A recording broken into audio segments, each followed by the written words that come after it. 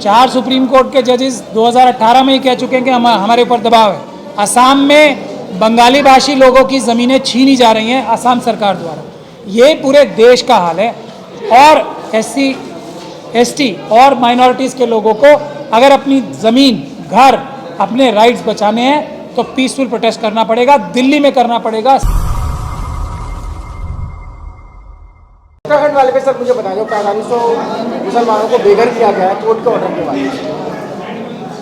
देखिए, मैं ये बार बार बात कह रहा हूँ कि हम लोग अदालतों पे सिर्फ 20% निर्भर रहने चाहिए। अभी अपना कोई भी अधिकार लेना है तो संवैधानिक रूप से 80% जो हमें अधिकार मिलेंगे वो मिलेंगे संघर्ष के जरिए, पीसफुल प्रोटेस्ट के जरिए। तो उत्तराखंड का मामला, आज ये मामला आ गया। 4 सुप्रीम कोर्ट के जजेस 2018 में ही कह चुके हैं कि हमारे ऊपर दबाव है। अभी जो ये एक और फैसला आया है नोटबंदी के विषय में, वो फैसला भी आप लोगों ने देख लिया है। तो अदालतों के ऊपर 20% से ज़्यादा अगर विश्वास रखा जाएगा तो मैं समझता हूँ जो SC ST OBC और माइनॉरिटीज़ के लोग हैं वो अपने अधिकारों की रक्षा नहीं कर पाएंगे। तो इसमें सबसे महत्वपूर्ण विषय जो समझने का है, आपने कहा कि मुसलमानों के ऊपर ये देहरादून में ऐसा हो रहा है रेलवे की ज़मीन पर। ऐसा नहीं है। इस देश में सबसे ज़्यादा अगर अपने घरों से किसी समुदाय को निकाला जा रहा है तो वो ट्राइबल कम्युनिटी है। पूरे देश में छत्तीसगढ़ हो, महाराष्ट्र हो, जहाँ भी हो, बड़े बड़े इंडस्ट्रियलिस्ट जंगल और उनकी रहने की जगहों पे ट्राइबल्स के छीन रहे हैं ना सब जगह। तो ये जो उत्तराखंड में हुआ है ये भी उसी की कड़ी है। रेलवे प्राइवेटाइज होने जा रही है। कौन? ये अडानी, अंबानी और जो धन्ना सेठ हैं जो रेलवे की जो प्राइवेटाइज रेलवे को लेंगे, ये इन सभी ज़मीनों को अपने मकसद के लिए, अपने इस्तेमाल के लिए इस्तेमाल करेंगे। इसीलिए इस प्रकार की सरकारी कार्रवाइयाँ हो रही हैं और उसी प्रकार की जजमेंट्स भी आ रही हैं। ये समझने की बहुत बड़ी ज़रूरत है। उसके अलावा शेड्यूल कास्ट कम्युनिटी है, उनको जो ज़मीनें मिली थी, चाहे वो 20 पॉइंट प्रोग्राम में हो या दूसरे स्कीम से जो मिली थी, वो सब क्या नहीं छीनी जा रही?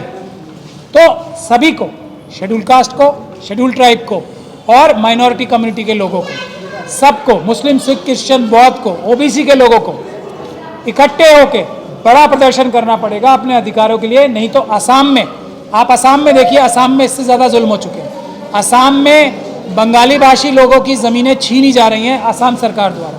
ये पूरे देश का हाल है।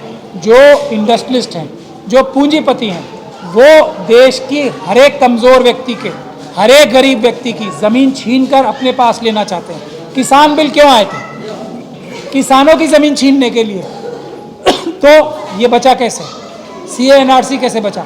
अदालतों से बचा? नहीं। अदालतें तो जैसे सुप्रीम कोर्ट ने अभी नोटबंदी में कहा है कि जो नुकसान होना था वो हो गया, अब हम क्या कर सकते हैं? तो अदालतों की मजबूरी हमें समझनी चाहिए, बल्कि अदालतों के पक्ष में भी हमें प्रोटेस्ट करना चाहिए। अदालतों के समर्थन में पब्लिक को इकट्ठे होकर आना चाहिए और उनको मजबूती देनी चाहिए। लेकिन अगर अधिकार लेने हैं तो जैसे किसान आंदोलन हुआ, जैसे CA NRC का आंदोलन हुआ, CA NRC अगर लागू हो जाता तो सर ना सिर्फ मुसलमानों की बल्कि SC ST और OBC लोगों की नागरिकता पर प्रश्न चिन्ह लग जाता, वोट देने के अधिकार पर प्रश्न चिन्ह लग जाता। अगर किसान बिल लागू हो जाते तो किसानों की ज़मीनें जिस तरीके से खरीद लेते ये सारे इंडस्ट्री से, ये होने जा रहा था। आज भी वही स्थिति है।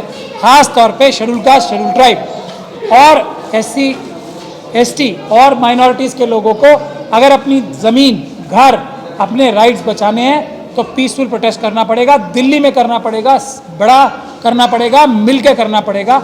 उसी तरह से जैसे किसान आंदोलन हुआ, उसी तरह से जैसे CA NRC के प्रोटेस्ट हुए। वरना आज नहीं तो कल ये काम होना है, सबके साथ होना है, सब ये बात जान। तो क्या आप उत्तराखंड के तमाम लोगों की लड़ाई लड़ेंगे सर? देखिए, मैं वकील हूँ, मैं कुछ वकीलों ने अभी केस फाइल किए हैं, मुझे भी वहाँ के कुछ लोगों ने अप्रोच किया है। जैसे ही वो मेरे पास आएंगे हम कानूनी लड़ाई भी लड़ेंगे और सबसे मजबूती से लड़ेंगे, ये भी मैं गारंटी देता हूँ। लेकिन वो सिर्फ 20% होगी। 80% लड़ाई पीसफुल प्रोटेस्ट के जरिए होगी। 80% अधिकार हमें पीसफुल प्रोटेस्ट के जरिए मिलेंगे और कोई रास्ता नहीं है। ये सरकार आज हज़ारों किलोमीटर जगह चाइना हमारी छीन के ले गया, ये सरकार वो ज़मीन तो नहीं बचा पा रही जो हमारे यहाँ के नागरिक, जो जो ट्राइबल्स थे हज़ारों साल से अपनी ज़मीन पे बैठे हैं, वो छीन सकती है। चाइना से अपनी ज़मीन वापस नहीं ले सकती है सरकार। पाकिस्तान सारी जो कश्मीर में और दूसरी जगहों पे वहाँ के जो मिलिटेंट्स हैं वो आके रोज़ हमारे लोगों को मार रहे हैं, ये सरकार उसके लिए कुछ नहीं कर सकती। हाँ, हमारे देश के जो गरीब लोग बैठे हैं उनको मरवा सकती है, उनके ऊपर जुल्म अत्याचार करा सकती है, चाहे वो SC ST हो, चाहे वो माइनॉरिटीज़ के लोग हों, चाहे वो OBC के लोग। सर, मध्य प्रदेश के खंडवा में 10 साल के बच्चे को थप्पड़ मार के जय श्री राम बुलवाया जा रहा है। मध्य प्रदेश में एक और घटना हुई थी कि एक प्रेमी जो है अपने प्रेमिका को इतनी बुरी तरीके से मारता है, उसमें धारा सिर्फ 151 लगती है, उसके बाद नॉर्मल केस बता दिया जाता है। तो ये सब हो क्या रहा है? मैं बता तो रहा हूँ, पाकिस्तान हमारे देश में कश्मीर में आतंकवादी रोज़ भेज रहा है। कल भी 4 लोग 5 लोग मारे गए। ये सरकार उनको नहीं रोक सकती, उन आतंकवादियों के मुंह पे थप्पड़ नहीं मार सकती है, उनसे कोई भी बात नहीं कहलवा सकती। जय श्री राम तो छोड़िए, कुछ भी नहीं कहलवा सकते उनसे। उनको कुछ करने की हमारे अमित शाह जी में ताकत नहीं है। आतंकवादी आके हमारे देश के अंदर लोगों को मार रहे हैं कश्मीर में, उसके लिए कुछ नहीं कर सकते। अमित शाह जी एकदम चुपचाप बैठे हैं हाथ जोड़ के। हाँ, हमारे देश के 10 साल के बच्चों को, हमारी देश की एक बीजेपी के एक नेता ने, अभी वो केस दिल्ली का आपने देखा है, एक महिला को चक्कर लगा सकते हैं वो मीलों तक, उसके लिए कुछ नहीं कर सकते। हमारी पुलिस भी नहीं करेगी, अमित शाह जी भी कुछ नहीं करेंगे, उनको बचाएंगे।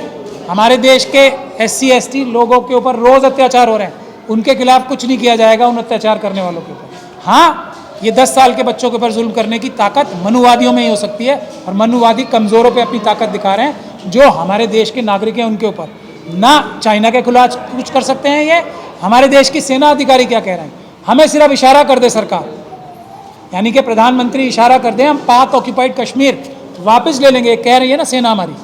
क्यों नहीं कह रहे ये बुज़दिल प्रधानमंत्री ऐसा? सेना को सिर्फ एक कहना ही तो है फ़ोन करके, या एक हस्ताक्षर करने हैं ना, क्यों नहीं कर पा रहे हमारे ये बुज़दिल प्रधानमंत्री? हाँ, ये जुल्म करने के लिए वो लोग तैयार हैं, schedule caste, schedule tribe, OBC और माइनॉरिटीज़ के ऊपर। अगर इस देश की जनता को, इस देश के SC ST OBC और माइनॉरिटीज़ को अपना